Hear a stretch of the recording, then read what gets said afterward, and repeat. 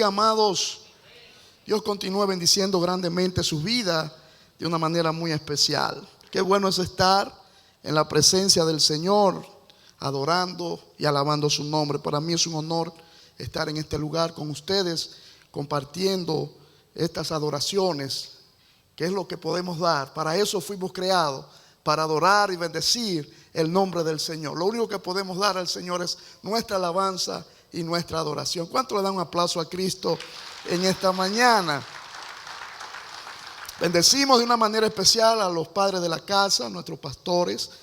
Para nosotros es un honor estar por aquí representando al pastor.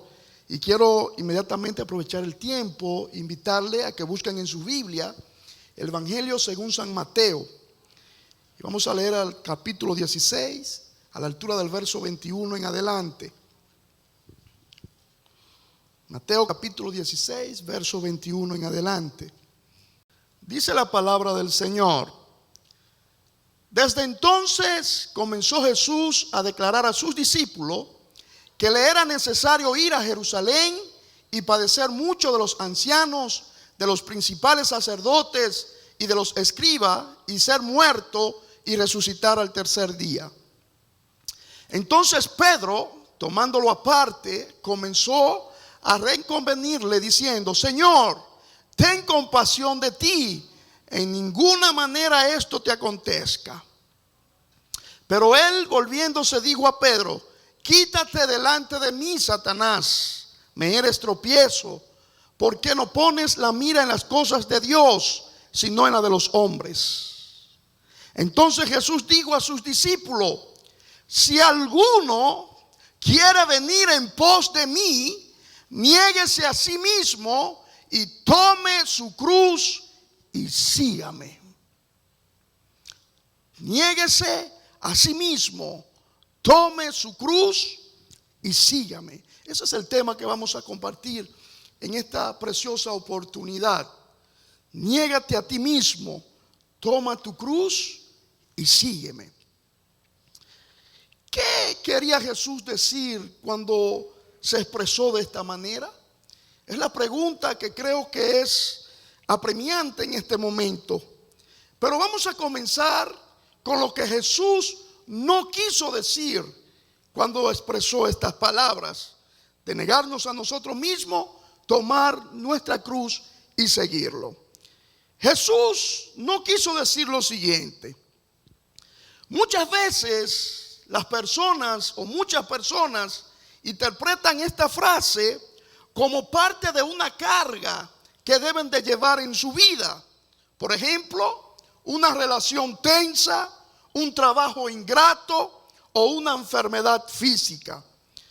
Escuchamos a muchas personas decir con orgullo: esta es mi cruz y esta es la cruz que el Señor me ha puesto y la que tengo que llevar.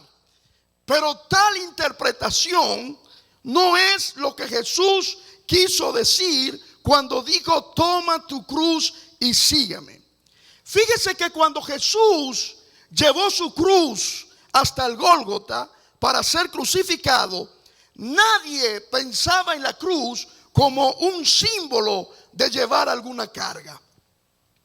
Para una persona en el primer siglo, la cruz significaba una cosa solamente: significaba la muerte de la manera más dolorosa y humillante que algún ser humano podía experimentar.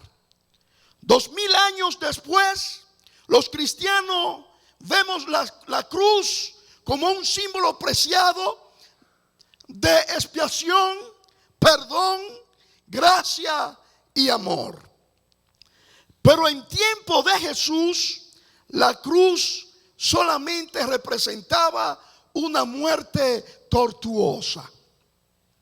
Debido a que los romanos forzaban a los criminales condenados a llevar su propia cruz al lugar de la crucifixión. Llevar la cruz en aquel entonces significaba llevar el instrumento propio de la muerte y hacerse el ridículo durante se iba el camino para ser crucificado. Por tanto, toma tu cruz y sígueme. Significa estar dispuesto a morir para seguir a Jesucristo. Eso se llama morir a sí mismo.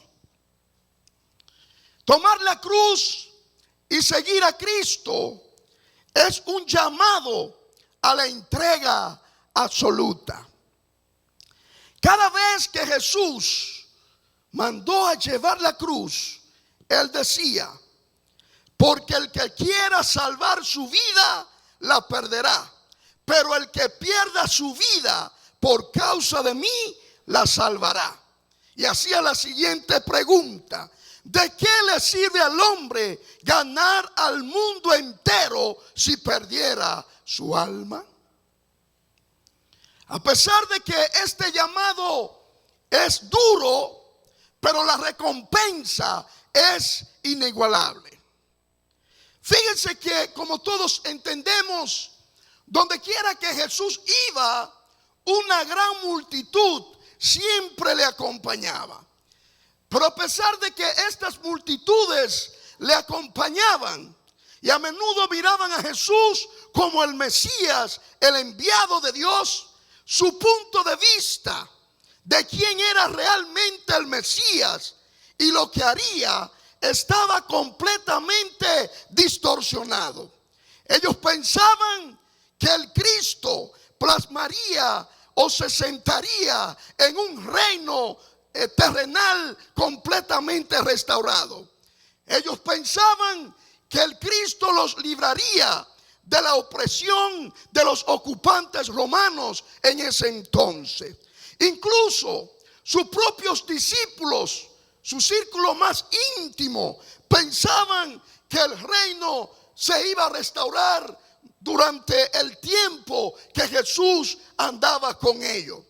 Pero cuando Jesús comenzó a enseñar que Él iba a morir en manos de los líderes gentiles y de los líderes judíos, su popularidad inmediatamente comenzó a hundirse. Muchos de sus seguidores comenzaron a verlo de lejos y muchos se fueron de su lado porque no podían entender a qué reino Jesús se estaba refiriendo cuando hablaba de su reino y que iba a restaurar. En verdad, ellos no fueron capaces de hacer morir sus propias ideas, sus planes, sus deseos y cambiarlo por las ideas de Cristo. Seguir a Jesús es fácil cuando la vida se ejecuta sin problema. Cuando todo nos sale bien, seguir a Jesús es fácil.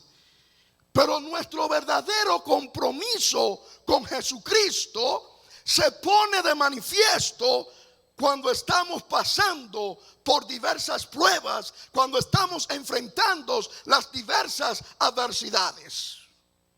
Jesús aseguró que sus seguidores tendrían aflicciones. Él dijo: en el mundo tendrán aflicciones. Y ese es uno de los requisitos que el discípulo de Cristo tiene que tener en cuenta, que va a tener que enfrentar. Y Jesús nunca ocultó este costo. Si a usted le dijeron que cuando usted aceptaba a Cristo como su Señor y Salvador, ya todos los problemas estaban resueltos, a usted lo engañaron. Al contrario, más problemas, porque usted está declarando una guerra a un enemigo. Ahora, cuando usted está en Cristo, los problemas que tú veías antes sin Cristo, ahora con Cristo, tú lo ves debajo de la planta de tus pies. Porque el asunto consiste en que ya tú no llevas la carga solo, sino que Él dice: venid a mí y yo los haré descansar. Pero si te están pintando maravillas, como algunas veces están enseñando, de que ven a Cristo, ven a ofrendar y Dios te va a multiplicar tu finanza, Dios te va a dar una gran empresa, Dios te va a levantar, todo eso es bueno, pero no te están diciendo la parte B del mensaje. Porque tenemos que sufrir y tenemos que padecer por causa de Jesucristo. Ahora, la pregunta es: ¿está usted dispuesto a tomar la cruz y seguir a Jesús? Podemos considerar la siguiente pregunta: ¿está usted dispuesto a seguir a Jesús, aún esto signifique que tus mejores amigos o tus gentes más allegadas tienen que alejarse de ti por tú tomar la decisión de seguir a Cristo? ¿Está usted dispuesto a seguir a Jesús aún teniendo que perder en muchas ocasiones hasta su propia familia? ¿Está dispuesto usted a seguir a Jesús aún teniendo que perder su propia reputación? ¿Está usted dispuesto a seguir a Jesús aún cuando lo cancelen del trabajo porque usted decidió seguir a Cristo? ¿Está usted dispuesto a seguir a Jesús aún poniendo en riesgo su propia vida? Fíjense que en algunos lugares del mundo estas son las consecuencias que se viven por seguir a Jesús. Pero note la pregunta que le estoy formulando: ¿está usted dispuesto? Seguir a Jesús no significa necesariamente que todas estas cosas te van a acontecer, pero sí significa que tú tienes que tomar la cruz y tomar la firme decisión de seguirle, cueste lo que te cueste. Y podrá llegar un momento en su vida donde usted tendrá que decidir y hacer una elección entre las comodidades de esta tierra o escoger a Cristo. Va a haber un momento donde tú tendrás que tomar una elección. Porque mire, todas las ofertas, por buenas que parecen y por bendición que a veces creemos que son, no vienen de Dios. Tenga cuidado, porque hay bendiciones que se convierten en obstáculo a la gracia divina, por bueno que parezca. Por eso hay que saber discernir y saber escoger, porque hay cosas que en vez de bendecirnos, lo que hacen es que nos alejan de la presencia del Señor. Y todo lo que obstaculiza el derramamiento de la gracia de Dios en mi vida no viene de Dios. Todo lo que agrega tristeza o alejamiento no es de Dios. ¿Estamos aquí, iglesia? El compromiso con Cristo significa tomar la cruz cada día. Y muchas veces tendremos que abandonar nuestras propias esperanzas, nuestros sueños, nuestras posesiones, incluso nuestra propia vida si es necesaria, por servir a Cristo. Hay un personaje muy conocido en la palabra que se identifica con lo que yo quiero comunicarle a usted en esta mañana. Y estoy hablando de Pedro, el impetuoso. ¿Quién era Pedro? Usted dice: yo sé quién era Pedro. Pero el relato bíblico comienza hablando de Pedro justamente en aquel momento cuando Jesús le hace el llamado a él y a su hermano Andrés. Todos sabemos que Pedro era un hombre que se dedicaba a la pesca, era un pescador profesional. Pero la Biblia registra, y los registros que nos da la Biblia acerca de Pedro nos da la oportunidad de nosotros poder realizar una observación a la mente de Pedro y saber cómo pensaba él y cuáles eran los objetivos que él perseguía. Vamos a Mateo capítulo 4, versículos 18 al 20. Dice: andando Jesús junto al mar de Galilea, vio a dos hermanos, Simón llamado Pedro y Andrés su hermano, que echaban la red en el mar porque eran pescadores. Y le dijo: venid en pos de mí y haré pescadores de hombres. Ellos entonces, dejando al instante las redes, le siguieron. En Lucas capítulo 5, en el verso 4 al 5, Lucas capítulo 5, versículo 4 al 5, allí nos registra otra escena de Pedro. Dice que cuando Jesús terminó de hablar, dijo a Simón: boga mar adentro y echad vuestras redes para pescar. Respondiendo Simón le dijo: Maestro, toda la noche hemos estado trabajando y nada hemos pescado, mas en tu palabra echaré la red. Pero también podemos recordar en aquel momento cuando Jesús estaba caminando sobre las aguas, que Pedro le dijo al Señor: si eres tú, permite que yo vaya hacia ti también, Jesús. Y el Señor le dijo: ven. Inmediatamente Pedro salió y estaba caminando sobre las aguas. Aquí en estos pasajes bíblicos que quise compartir con ustedes, podemos notar algo, y es que Pedro no dudaba en obedecer a su Señor. Él era un hombre de una entrega absoluta, de una obediencia pronta. Pedro había dejado todo para seguir al Señor. Él era un hombre que no se negaba a hacer un favor. Él era un hombre apasionado en aquellos trabajos que él realizaba. Pero encontramos también en el mismo libro de Mateo, en este capítulo 16, a la altura del verso 15 hacia adelante, que Jesús le está preguntando a sus discípulos que quién decía la gente que era él. Los discípulos dijeron, algunos dicen que tú eres el Juan el Bautista, otro Elías, otros dicen que tú eres un profeta. Y dice: ¿y ustedes? ¿Quién dice que soy? Inmediatamente Pedro respondió: tú eres el Cristo, el Hijo del Dios viviente. Las evidencias bíblicas nos muestran que Pedro siempre estaba atento para responder primero, para actuar primero y para ser el primero en demostrar cuando Jesús lo requería. Hasta ahora podemos realizar un resumen acerca de Pedro. Podemos decir que Pedro era un hombre de una entrega completa.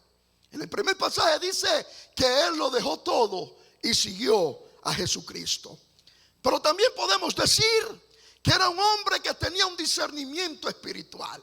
Cuando Jesús dice: ¿y ustedes? Él dice: tú eres el Cristo, el Hijo del Dios viviente. Pero también podemos decir que Pedro era un hombre que tenía una obediencia pronta. Fíjese que cuando Jesús, caminando sobre la mar, le dijo que ven, inmediatamente él fue. Pero cuando Jesús le hizo el desafío de que bogara mar adentro, él dijo: hemos trabajado toda la noche, mas no hemos pescado nada, pero en tu palabra yo echaré la red. Mientras avanzamos en esta enseñanza que estoy compartiendo con ustedes, podemos encontrar más adelante una parte de la vida de Pedro que es totalmente diferente hasta lo que ahora le he estado enseñando. En este capítulo 16 de Mateo, a la altura del verso 21 hasta el 23, encontramos algo diferente. Dice: desde entonces comenzó Jesús a declarar a sus discípulos que le era necesario ir a Jerusalén y padecer mucho de los ancianos, de los principales sacerdotes, de los escribas, y ser muerto y resucitar al tercer día. Entonces Pedro, tomándole aparte, comenzó a reconvenirle diciendo: Señor, ten compasión de ti, en ninguna manera esto te acontezca. Aquí miramos otra escena. Estamos encontrándonos a Pedro aconsejando a su maestro. Y usted dice: ¿cómo? Sí, lo estaba reprendiendo. Fíjese que él está diciendo, mientras Jesús le está diciendo lo que le iba a pasar: Señor, lo llama aparte, vamos a hablar tú y yo aquí solo.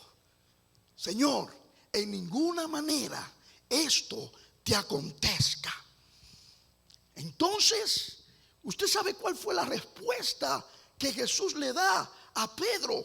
Puede resultar un poco como que Jesús era un poco arrogante. ¿Cómo Jesús le da esta respuesta a Pedro? Pedro le está aconsejando, le dice: Señor, de ninguna manera esto te acontezca. Pero ¿sabe qué Jesús le responde a Pedro? Apártate de mí, Satanás. Imagínese usted si uno como pastor viene alguien a darle un consejo a uno y uno le responde de esa manera. Lo manda al infierno, sí. Y pone un anuncio en el periódico: tal pastor es un hijo del diablo. Pero sin embargo Jesús le dice: apártate de mí, Satanás. ¿Por qué tú no pones las cosas en la mira? Tú no pones la mira en las cosas del cielo, sino en la de la tierra. ¿Qué estaba pasando con Pedro? Estamos dando un currículo positivo de Pedro, pero Jesús, que conoce tu corazón, que conoce mi vida, que sabe los pensamientos más profundos, que no se le va una, Él siempre tiene una respuesta justa en el momento que nosotros lo necesitamos. ¿Qué pasaba con Pedro? Había algo en Pedro que no estaba bien. Cuando Jesús estaba en los últimos días en el aposento alto, cenando con sus discípulos, y está dándoles algunas recomendaciones, al único que se dirige es a Pedro y le dice: Simón, Satanás te ha pedido para zarandear. Había algo en Pedro que Pedro estaba desconociendo.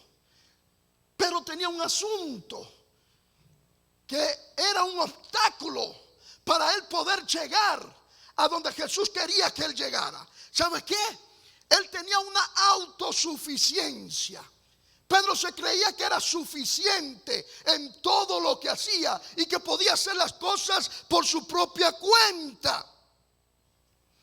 Pero miren que Jesús no deja a Pedro allí con un aparente como lastimado con aquellas palabras cuando le dice: apártate de mí, Satanás. Vamos a notar lo que Jesús le dice en el versículo 24 de este capítulo 16. No lo deja allí como: yo soy Satanás, yo tengo el espíritu de Satanás. No. Miren lo que le dice Jesús. Entonces Jesús después le dice, porque ahí es donde encaja esta palabra, dice: si alguno quiere venir en pos de mí, niéguese a sí mismo. Porque Jesús inmediatamente después que reprende a Pedro y le dice: apártate de mí, Satanás, entonces entra en esta frase y dice: si alguno quiere venir en pos de mí, es necesario que se niegue a sí mismo, tomando su cruz. Y luego las cosas no eran como Pedro pensaba. Pedro todavía no había entendido lo que Jesús había venido a realizar en la tierra. Por eso le dice: Señor, que no te acontezca tal cosa. Pero el mismo Jesús tuvo que experimentar el negarse a sí mismo en aquellos momentos cuando estaba en el Gólgota, cuando estaba en Getsemaní, horas antes de ser entregado para ser crucificado. Dice que él oró largamente y que el sudor caía como sangre, pero había una palabra que Jesús le decía al Padre: Padre, si es necesario, pasa de mí esta copa, pero que no se haga mi voluntad, sino siempre tu voluntad.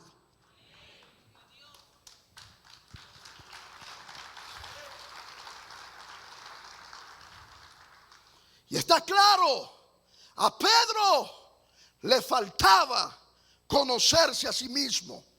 Él no se conocía a sí mismo. Y por esa razón es que Jesús le dice: si alguien quiere venir en pos de mí, tiene que aprender a negarse a sí mismo, tomando su cruz y siguiéndome. Y es evidente, nosotros debemos de aprender a conocernos a nosotros mismos.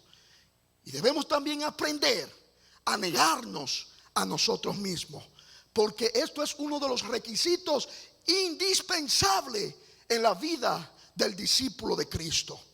En Mateo capítulo 10 verso 38, Jesús dijo: y el que no toma su cruz y sigue en pos de mí, no es digno de mí. Y por esa razón Jesús se refiere a esto. Pero miren, ¿qué fue la convención de Pedro? ¿Dónde estuvo el asunto? El punto culminante que cambió la vida de Pedro, solo unas pocas horas después de Jesús tener esta conversación con él y esta gran enseñanza, Jesús le había dicho lo siguiente: antes de ser crucificado, antes de ser entregado, él le dijo: antes de que cante el gallo, tú me vas a negar 3 veces. Vamos al Evangelio de Juan, capítulo 13, a la altura del versículo 36 hasta el 38. Ahí está registrado lo que había pasado con Pedro y qué fue lo que transformó a Pedro. Le digo: Simón Pedro, Señor, ¿a dónde vas? Jesús le respondió: a donde yo voy, no me puedes seguir ahora, mas me seguirá después. Le digo Pedro: Señor, ¿por qué no te puedo seguir ahora? Mi vida, anote esto, lo que está diciendo Pedro, mi vida pondré por ti. Eso lo dice Pedro. Ahora mira lo que Jesús le responde: tu vida pondrás por mí. ¿Cuántas cosas expresamos nosotros que hacer por el Señor? Señor, yo voy a hacer esto, yo me voy a ganar a Santiago para Cristo, yo voy a ganar a mi familia, y comenzamos a prometer. Mira lo que Pedro está diciendo. Y Jesús le está diciendo: tu vida pondrás por mí. De cierto te digo, no cantará el gallo sin que me hayas negado 3 veces. ¿Qué pasó? Cuando Jesús estaba allí en el patio y Pedro estaba allí, ¿qué fue que Pedro dijo? Mi vida daré por ti. Cuando Pedro comenzó y entró para mirar a Jesús, cuando estaba allí para ser crucificado, ¿sabe que alguien lo miró y le dijo: tú eres uno de ellos, tú te pareces a ellos? ¿Qué dijo Pedro? Mi vida daré por ti. Cuando alguien le dijo: Pedro, este es uno de ellos, dice: yo no conozco a esa gente, yo no sé de qué usted me está hablando. Por eso había dicho: mi vida.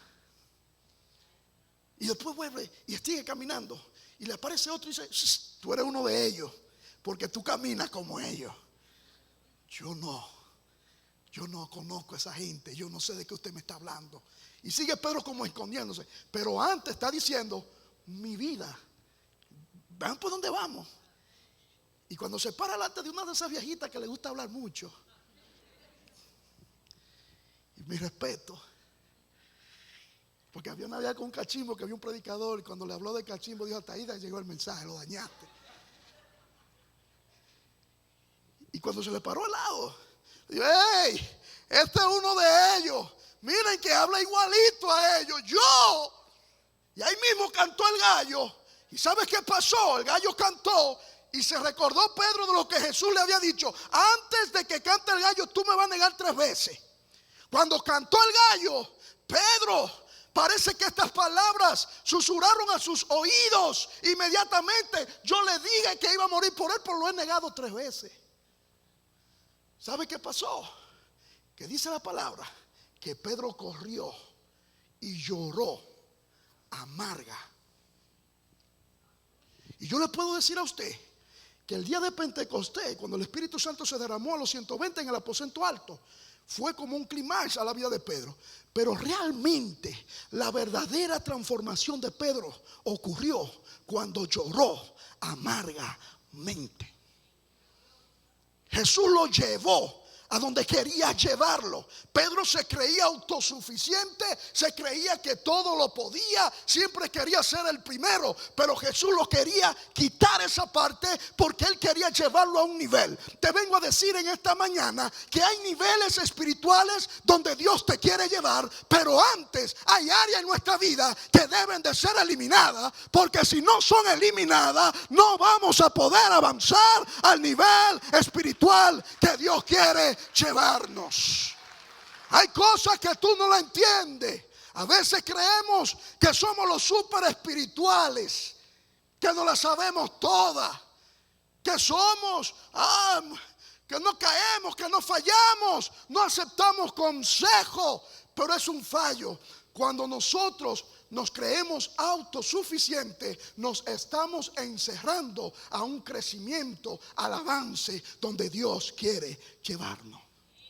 En nuestro caminar con Cristo debemos de aprender a humillarnos cuando tenemos que humillarnos, a abrir nuestros oídos cuando alguien quiere darnos un consejo y reconocer cuando hay algo mal en nuestro corazón para que alumbre la luz de Cristo. Hay áreas en nuestra vida que necesariamente, por eso Pablo, reconociendo esto, dice que ya no vivía él, sino que vivía Cristo en él, y que la vida que él vivía, la vivía en la fe en el Hijo de Dios, el cual lo amó y se entregó por él en la cruz del Calvario. Entendió que esto no significa que yo me encuentre autosuficiente, que yo creo que me la sepa todo. Aquí lo que importa es que usted y yo aprendamos a depender total y únicamente de Jesucristo. Aquí el que sabe Jesucristo, aquí el que brilla es Cristo. Porque mi autosuficiencia quiere un objetivo y es brillar. Cuando tú entiendes que todo lo que tú haces para la gloria de Él, entonces Cristo. Esto no es con fuerza, no es con poder. Cuando vivimos en Cristo es ganancia, y cuando morimos también. Amados hermanos, el tomar la cruz y seguir a Cristo significa en cada momento de mi vida, en cada paso, en cada decisión, negarme a mis deseos, a mis objetivos, a mis intereses. Si tú en los caminos del Señor estás persiguiendo intereses personales, en esta mañana te vengo a decir que está equivocado. Aquí no se persiguen intereses personales, porque nuestro interés personal hace más de 2000 años que Cristo nos lo dio cuando murió en la cruz del Calvario. Ahora nosotros luchamos por los intereses de Jesucristo, de que toda vida, todo corazón, toda lengua confiese que Jesucristo es el Señor, para la gloria de Dios Padre.